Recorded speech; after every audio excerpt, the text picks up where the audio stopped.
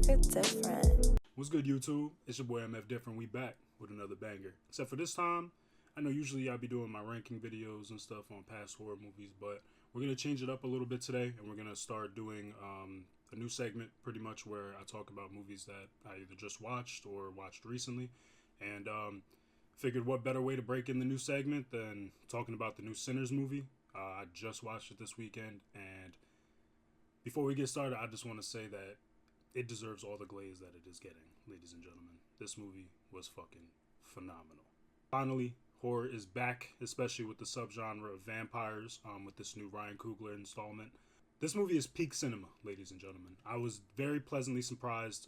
As a person who thrives off of hate, I definitely went into this movie with not an open mind. I was like, this movie's probably gonna suck. I thought I was definitely gonna hate on it, like I hate on a bunch of other movies, but I was very surprised. Yeah, this was a beautiful movie, ladies and gentlemen. Everything from the way it was shot, the dialogue, the color, just the overall gritty, dark southern feel the movie had to it overall. This movie literally was the defibrillator that gave life back into the vampire genre. I'm gonna go ahead and say it. This movie was really, really fucking good. So, to give a non-spoiler synopsis on the movie is about two gangster twin brothers, Smoke and Stack, who pretty much return to their southern home from Chicago in hopes to open up a new juke joint, which is kind of like an old school club, bar back in the day. Yeah, all hell breaks loose. Yeah. Just think 30 Days a Night, but with niggas.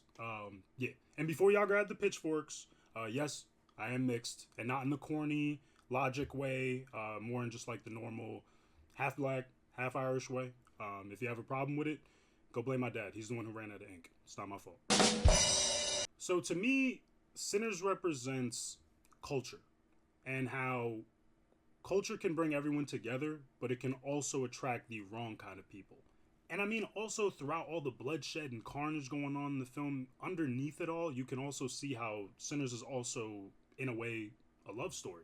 There's love between characters all throughout the film in different ways, whether it be between Smoke and Stack and their unique relationship as brothers, the relationship between how the twins Smoke and Stack love Sammy so much as their nephew, I believe, or cousin. I don't know. I'm pretty sure it was their cousin. The love between Mary and Stack, the love between Smoke and Annie, the love between Preacher Boy Sammy and Pearline, the singer. All right, maybe that wasn't love; that was more lust. But you could feel the underlying note that this movie had a lot of love in it. Now, I don't want to get all Dr. Umar with it, but I definitely feel like there was also some notes in there that were kind of poking at social injustices or social cues in today's world. I definitely feel like, in a sort of sense, vampires in this movie kind of represented white America or corporate America in a certain sense. Especially the part where the leader was kind of giving his speech towards the end of the climax of the film, where he's like, I'm going to steal your stories and your songs and etc. All these things. It just kind of gave me a representation of kind of nowadays with situations with like the Kardashians and how they braid their hair and, have been literally milking the black culture and black community, both literally and metaphorically, for the last 2 decades. The fact that Miley Cyrus and how she kind of used black culture to get to where a certain point to where she wanted to be at, and then when it wasn't beneficial for her, she kind of threw it to the side. Same thing goes for white boys like Post Malone and that other Tommy Richmond dude who use hip hop to get on, but then once they get on, it's like, oh, I don't make hip hop, I make country music. What? What does that have to do with anything? No. He's got a point. And that's kind of what I was getting from this movie is as Paul Mooney once said, everybody want to be a nigga, but nobody want to be a nigga. How about that question? But yeah, I kind of feel like it was just a poke at white America, with kind of how they just do whatever they can to steal from different cultures to remain trendy, to remain cool, and to use it for their own personal gain. You can see it not only with black culture, but with Asian culture, Spanish culture. There's a bunch of different cultures where I feel like it's kind of like back in the day. You know, they go to islands and then they conquer and they put their own spin on it and try to claim it as theirs. And I'm just tired of it. Now, again, this is all perception. This is all opinion. This is how I see it. Might be completely off from what Ryan Coogler was trying to depict or say with the film. Might not even have anything to do with the film. But this is just my portrayal and how I viewed the film. So if you disagree with that, then suck my dick! So real quick, I just want to go over the positives and the negatives on the film. There was a lot of motherfucking positives, I'll tell you that. First off, the film was beautifully shot. You need to go see this in IMAX. If you do not do that, you are doing yourself a disservice. Please pay the double the price. It is worth it. It is not made for watching this on an iPad or watching this off bootleg from a link that your boy just gave you. This is something that you need to spend your hard-earned money on and support the cause, because this movie was fucking fire.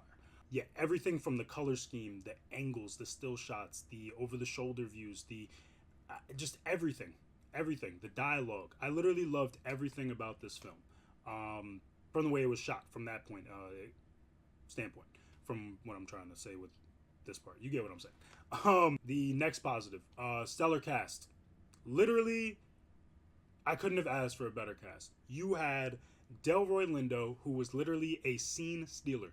He just added a huge comedic relief to the film that I didn't even think the film would have or need, but he did it. Like, that shit, he was so fucking funny. He had me and everyone else in the theater that I was in fucking crying at a lot of just parts where I don't even think they were meant to be funny, but it was funny as fuck.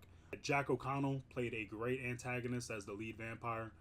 He did a great job. Omar Benson Miller, we need you to do more stuff, bro. You as Cornbread, you did great. Bro, we need you. We need you back in films. I really enjoyed seeing you on the big screen. And yeah, nah, bro. You got to do more shit. Come on.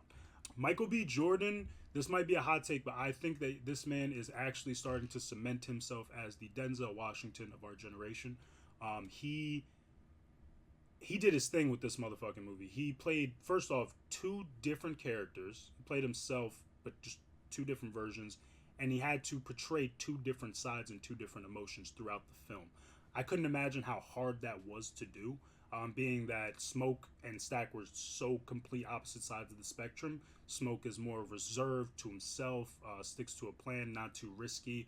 Stack is more social butterfly, definitely a extrovert, more risky, more of the the face to the crew, I would say. So for him to do that, I mean, bravo, bro. Like, you just really can see how he's came a long way from roles like Wallace and The Wire, Fruitvale Station, Creed, fucking Fantastic Four when he was Human Torch. Just to see where he's gotten to this point today, it's just, it's really amazing, man. All right, enough glazing. Oh, I mostly know her from Black Mirror, honestly, but Annie, what was her name? I hope I don't botch this. Wunmi Masaku, she did great. I loved her as another supporting woman role in this movie. She really did her thing. Josh Allen's wife did fucking phenomenal in this movie as well. Me personally, I don't know if I would let Michael B. Jordan be kissing all up on my wife, but to each his own. I'm sure she got a great bag out of that. So, next positive is going to be the shit lived up to the hype, ladies and gentlemen. I mean, I wasn't expecting it. Usually, whenever people are like, oh, horror movie of the year, oh, this is bringing the genre back, oh, all this shit, I'm like, okay, all right, let's see what this new piece of shit is. This is probably gonna be terrible. Every time, the more they gas it up, the more ass I think it's gonna be, right? And I'm usually correct on that note, but I went into this, man, and I swear from beginning to fucking end, it didn't even feel like a 2.5 hour movie. And then on top of that, once I seen that it got the 100% on Rotten Tomatoes or whatever, and the 9.2 on IMDb, which I'm more of an IMDb kind of person. I don't really go off of Rotten Tomatoes. I kind of feel like those reviews are kind of bullshit. But yeah, once I seen the scores on IMDb, I'm like, all right, you know what? I'll pay. Let's go see it. I'll waste my time. And now I'm just happy I did it. Like, I want to go see it again. Take my money again, please. The next positive point I want to say is definitely the comedic relief moments. I was not expecting for such a serious movie for it to have such funny ass moments. Even from the point where Stack is teaching his cousin or trying to talk to him about how to eat pussy, and later on in the movie, he ends up creeping and hears him in another room with Pearline the singer, and she's like moaning all crazy and shit and like whatever, you know what I'm saying. She eventually climaxes, and then he's like, "Oop, I guess he found that button." Like it was just, there was a lot of funny ass moments in this shit. Even like Josh Allen's wife Mary, she was talking crazy. She was like, "Oh, you can steal liquor, you can steal a bunch of other shit, but you can't steal this pussy for a night." I beg your pardon? I'm like, "Oh shit, bitch, chill out." Just overall great comedy, great writing. I don't know who was on the writing team with that part, but great fucking job. I don't know if some of that stuff was just off the top or just improv, but it was really fucking good. I loved every minute of it. The next positive I want to say is that it brought a certain sexiness back to horror, like that's been missing for a long time, and not in just the way of like just two people fucking and all this shit, and just like, you know, in just a raunchy, just going there kind of way, and just to have it on screen for filler.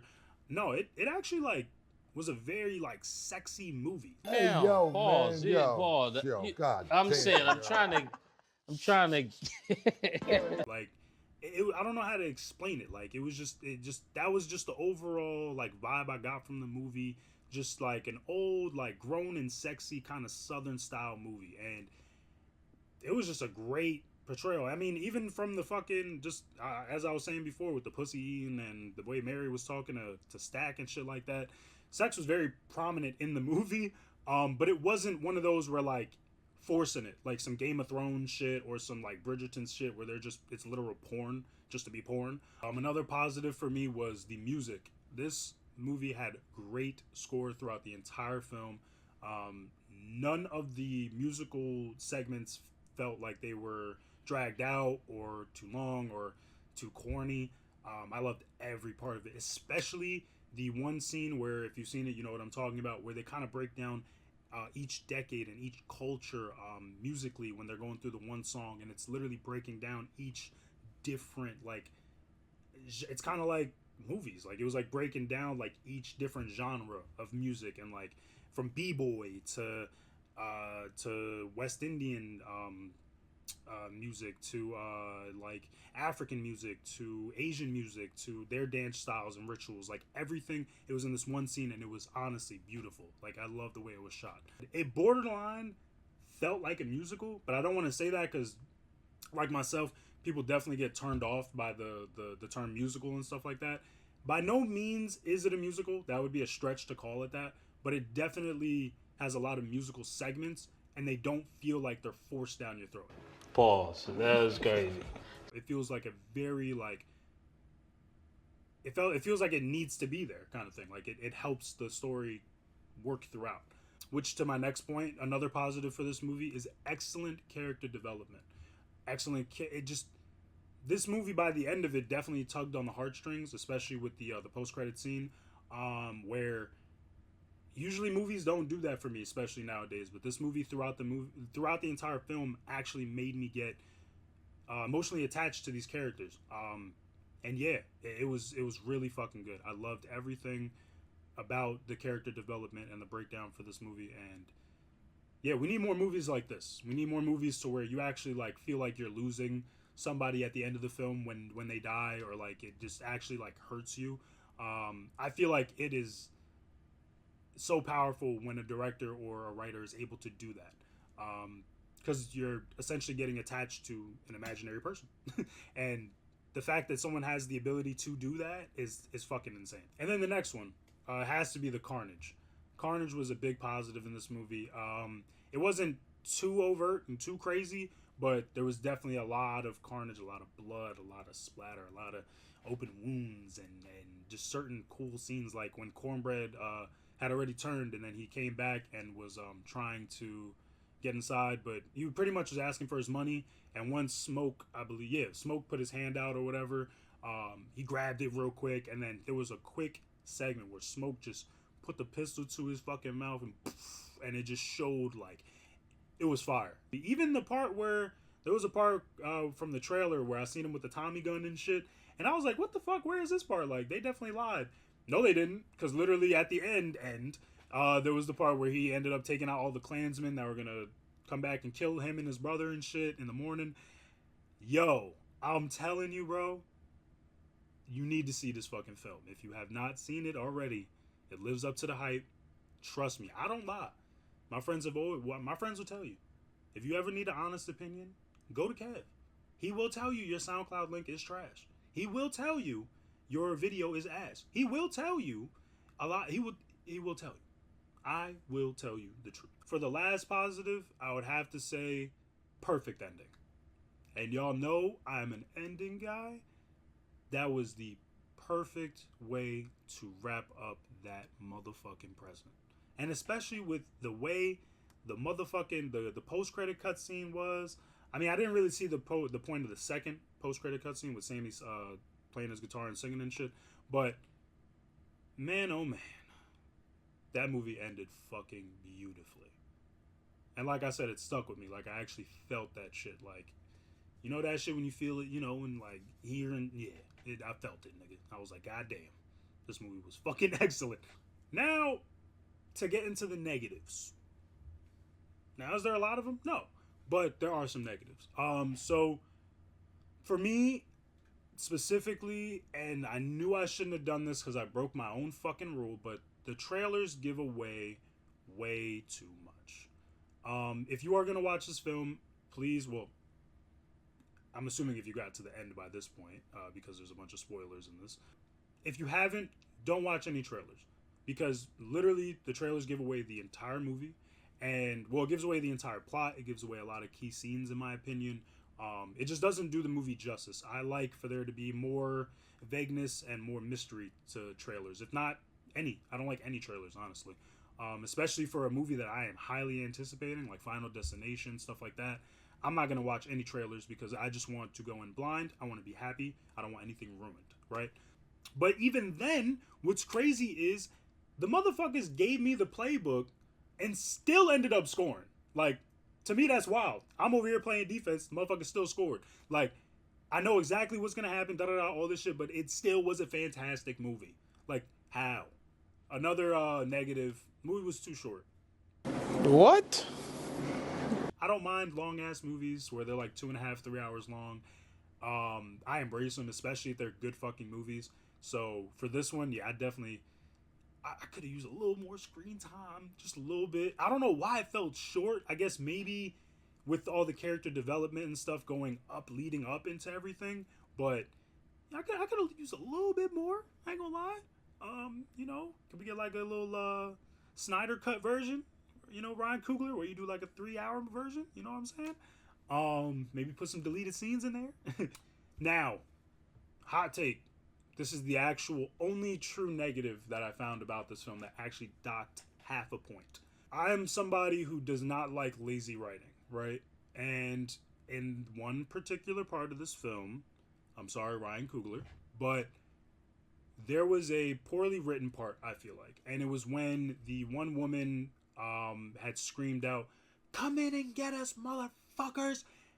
And then eventually the vampires come in because they got that invitation or whatever, and then all hell broke loose. The war started. Boom, boom, boom.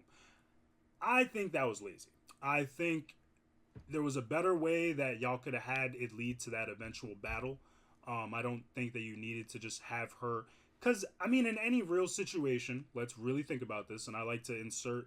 I know it's a movie, but I like to insert myself in the movie and insert myself in it as a real-life situation. If there's a real-life situation of people that are trying to survive and the only thing holding us back is pretty much the imaginary fucking circle from SpongeBob with the fucking sea bear, yeah, I'm gonna keep that motherfucking imagining a barrier up. I'm not gonna fucking scream, "Come and get us," because I'm fucking scared that they're potentially gonna go get my kid. When, again, the kid is miles away, probably inside, safe, right?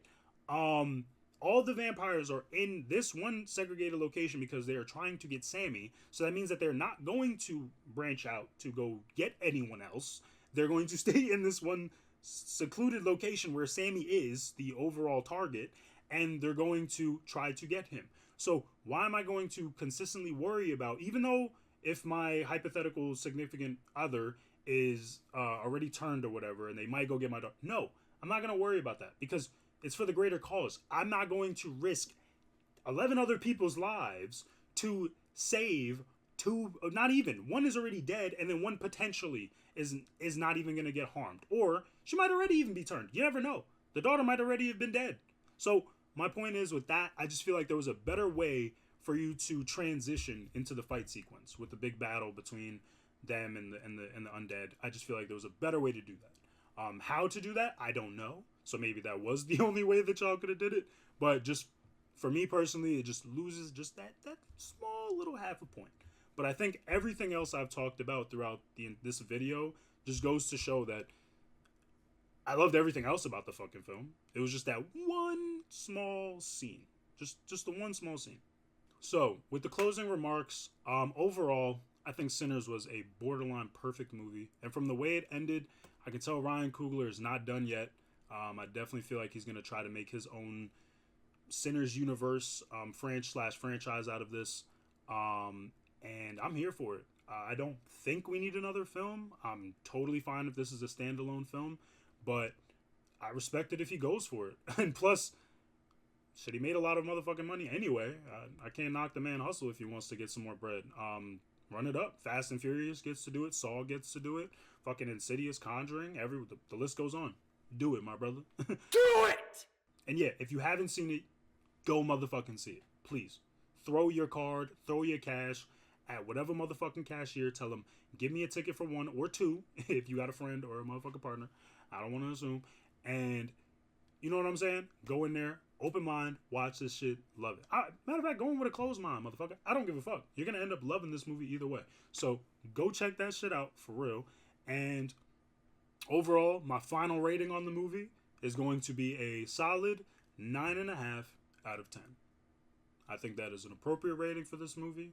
And I think it definitely matches up and lives up to the motherfucking hype. I hope y'all enjoyed the video. If you did, give me a like and subscribe. You know what I'm saying? Gotta let the numbers grow. And yeah, because this is Kev back at it again. You know what I'm saying? I'm gonna keep giving y'all these motherfucking videos. Next video, I'm sure we're gonna probably go back to doing the horror ranking tier list and shit like that. But you know, it's nice to spice it up. You know what I'm saying? The next movie review I'm gonna do is probably gonna be Companion. I just saw that recently as well. So yeah, kind of same format. I'm gonna do like, you know, an opening, you know, blurb about it, kind of go into a spoiler-free synopsis, and then also, you know, go into some major spoilers with the positive and negatives and what, you know, I feel the movie was saying and the message behind it, and then, you know, closing remarks and give it an overall rating. So yeah, I hope y'all liked the video, and that's it. This your boy MF Different, and I'll see you around like a donut. Peace.